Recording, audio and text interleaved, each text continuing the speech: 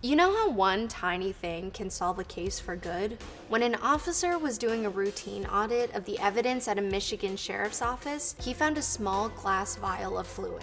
That fluid was from a suspect in a 30-year-old cold case that had since passed away and been cremated. Gayle Barrus was a 30-year-old mother who lived with her 3 children in Battle Creek, Michigan. Gayle was originally trained as a nursing assistant, but when she was unable to make ends meet in that position, she quit and got 2 more jobs at a local bar called the Redwood Inn in Augusta and the Beer Keg in Battle Creek.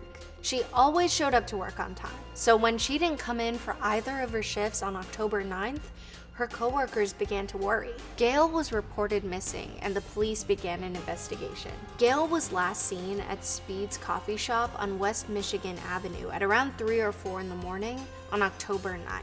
She was apparently arguing with a dark-haired man, and reports say another dude was standing nearby. Since that morning, no one had heard from or saw Gayle again. On October 25th, 16 days after Gayle was last seen, hunters were walking along River Road in Emmett Township when they came across the body of a partially decomposed woman. Medical examiners confirmed Gayle's identity and ruled her case a homicide. Since Gayle's corpse was found about 5 miles away from Speed's coffee shop, detectives assumed the man she was seen with that night was responsible for slaying her. The two were also seen fighting, which supported this theory even further. Investigators focused on gathering the names of men who not only matched the description of the guy Gayle was spotted with last, but who also had a history of harming and abducting women. One of the first suspects was a 24-year-old man named Roger Allen Plato, who was also Gayle's friend. But here's the catch. Roger wasn't alive anymore. Curveball, this was just 3 days before Gayle's body was discovered. This means the main suspect in her case was now deceased and unable to share more information about his connection to the victim, his alibi, or anything else. Well, as much as it seemed like Roger was the perp in Gayle's case, a sample of his DNA was collected before he was set to be cremated, and 9 months later, the results came back. Roger was not a match for the DNA found at the scene. At that point, investigators were already looking into another suspect, Roger's buddy, Richard Compton. It's not very clear as to why Richard was suspected to be Gayle's executioner, but when investigators tried questioning him about the incident, he refused to comply and didn't say much about anything. Gayle's case was reviewed 2 different times by cold case detectives. The first reinvestigation didn't lead to much, but the second did. In 2016, Detective Scott Marshall was assigned to Gayle's case. Scott started by reorganizing the whole case and looking back at the reports. After reviewing everything, Scott believed the perp to be Richard.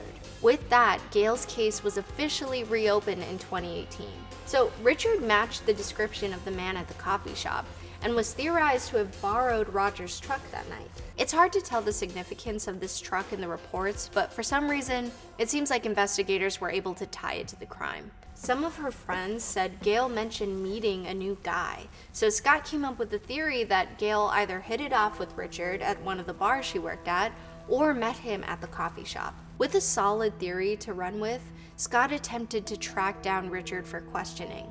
He did some digging on the internet where he learned Richard had hopped around the country and got arrested in several places. Richard was living a nomadic lifestyle as a freelance construction worker and handyman, and Scott couldn't figure out where Richard currently was, but it seemed like he was last seen in Texas. After reviewing law enforcement reports and comparing them to cemetery records in Texas, Scott concluded that Richard passed away 10 years ago. Richard was homeless for the last several years of his life and was buried in a pauper's grave near Austin, Texas, after he kicked the bucket. Detective Scott worked with police officers and FBI agents across Michigan and Texas to secure a search warrant to exhume Richard's suspected body for further investigation. When the body was examined, officials were able to confirm it was Richard through fingerprints, dental records, and tattoos. Finally, officials were able to collect Richard's DNA and test it against the sample from the scene to determine once and for all if he was the perp.